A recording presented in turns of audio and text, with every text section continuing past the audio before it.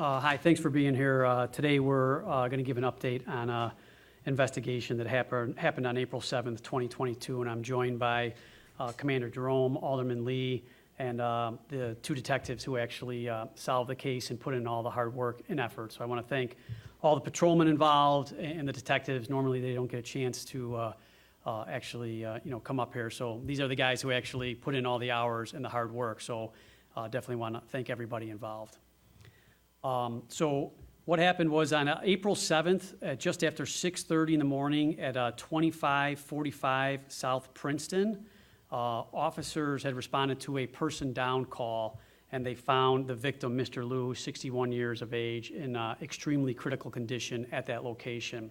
He didn't have any identification on him. His wallet, everything was missing. He was rushed to the hospital, and we couldn't identify him at this time. Our detectives immediately began working on the investigation, and on the April 8th, the victim was reported missing by his family.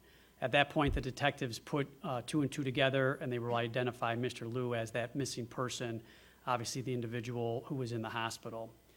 So detectives immediately began using what we normally do is, kind of going back and looking at video, and what they found was on the 7th of April at about, approximately 5 in the morning, they saw Mr. Lew's vehicle driving to that location, being trailed by another vehicle, which was also carjacked. At that point, you saw 3 offenders exit the carjacked vehicle, and they run towards the direction of where Mr. Lew's vehicle was. There is no camera that captures the actual incident. All you can see later on is, just a few minutes later, several offenders flee in the hijacked vehicle, and then Mr. Lew's vehicle fleeing the scene as well. At that point, we realized, Mr. Lew was definitely robbed of all of his belongings, and obviously his vehicle was taken in this incident as well. The detectives did a remarkable job. I know we talk about technology a lot, but none of this is simple. They worked countless hours trying to track both of the vehicles, trying to go look at several different license plate readers, and eventually they are able to locate the vehicle at a specific location.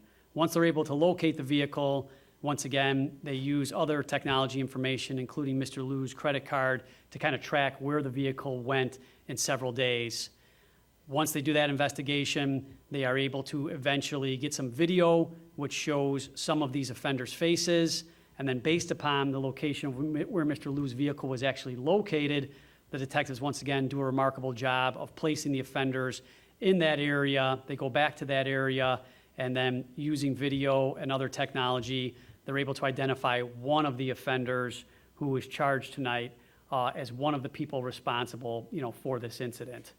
They are able to arrest that individual on the 22nd of September, and then charge that one offender with attempt murder, and then several other charges, including aggravated battery to a victim of 60 years of age or older, robbery, aggravated vehicular hijacking, and several other crimes as well. The individual charged is 18 years of age. His name is Termaine Patterson, and he's the individual who's been charged in this incident. There was a separate individual who was also arrested, a juvenile. That individual was charged with possession of a stolen motor vehicle and sent to juvenile court. At this time, based upon the investigation, we don't believe the juvenile participated in the robbery and battery of Mr. Lew. That juvenile was seen at a separate date and time inside Mr. Lew's vehicle, and that is how we charged him with possession of that stolen motor vehicle. So once again, Mr. Lew is still not doing well. He needs 24-hour care, and it's undetermined if he's ever going to truly recover from this incident. So I want to thank the detectives and all the people from the community that also assisted and were able to provide video in order to get this extremely dangerous offender charged and removed from the streets. Now I'm going to turn over to Don Jerome and then the alderman, and then if anybody has some questions, we could take a few questions. Don? Good evening, everyone. I'm Commander Don Jerome from the 9th District. Chief really covered everything, but I just want to acknowledge the hard work that was done by both the patrol division from 9, the responding officers, and the detectives. This wasn't just a very easy case. There's a lot involved. All the fronts he spoke of, technology and interviews, analyzing video, placing people at different scenes. There was really a lot of old-fashioned detective work done here, so I really want to acknowledge the detectives and what a good job they did. We've worked hand in hand with the family since this happened back in April, and I'm at least glad that we were able to hold somebody accountable today. And here's Alderman Lee to say a few words. Thank you. Thanks, Commander Jerome. I also want to echo our thanks to the Chicago Police Department, Chief Deenihan, and in particular, the 9th District and the detectives who brought this case to an arrest. I'm getting used to these terms, but when this happened, it happened a block away from my house, so it hit home very closely for me, quite literally. And we've been working closely with the 9th District and with his family, and we're so glad that an arrest was made today. I think when things like this happen, it's very easy for people in the public to be discouraged about whether or not crimes are being solved.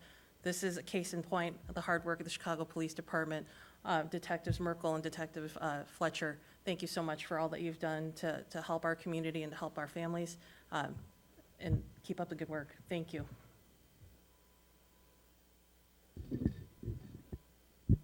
Does anybody, you have any questions on topic on this case?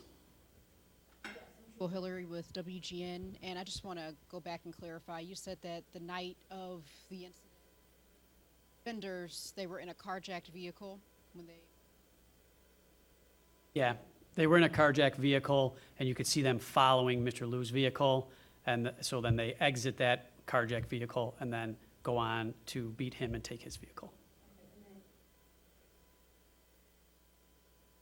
Are able to track them down and find them at location. That's correct, yeah. There was, we were obviously trying to track his vehicle through the use of technology, but yes, we used his credit card. His credit card was used at several locations, and then based upon where it was used, the detectives were able to go gather some video, which eventually led to us, getting some better facial shots of these offenders. How many other people? There was a total of 4 offenders in this incident, so we still have a long way to go, and so there's 3 additional offenders that we are seeking. We're seeking to identify and then eventually arrest them as well. Hi, I'm Mary Bell with CBS2. Can you give us the spelling of the person that's in custody? Sure. Spelling of the name. Yeah, his first name is Termaine, Termaine. Last name is Patterson, common spelling, Patterson.